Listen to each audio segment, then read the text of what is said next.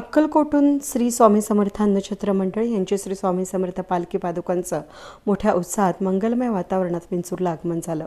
श्री स्वामी समर्थ महाराज अक्कलकोट या ठिकाणाहून पालखी पादुका परिक्रमा 27वा वर्ष असून सायंकाळी 6च्या दरम्यान विंचूर नगरीत आगमन झालं।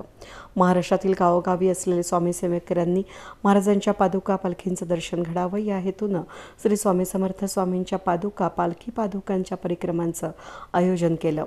आंबेडकर वेसीपासून पालखीचे ब्रास बँड, टाळ, मृदुंग नाचत गाचत फटाक्यांच्या आतषबाजीत फुलांची उधळण करत संपूर्ण गावामध्ये परिक्रमा रस्त्यावर सडा रांगोळी काढून पुढे चालत श्री स्वामींच्या केंद्रातून येऊन राऊत यांच्या वस्तीवर जाऊन महाआरती यावेळेस करण्यात आली। त्यानंतर हितगुज आणि महाप्रसादाचा सर्व कार्यक्रमाचा विंचूर आणि विंचूर पंचक्रोशीतील सेवेकऱ्यांनी आणि भाविक महिला पुरुषांनी लाभ घेतला। वेद न्यूजसाठी प्रतिनिधी सुनील क्षीरसागर, विंचूर।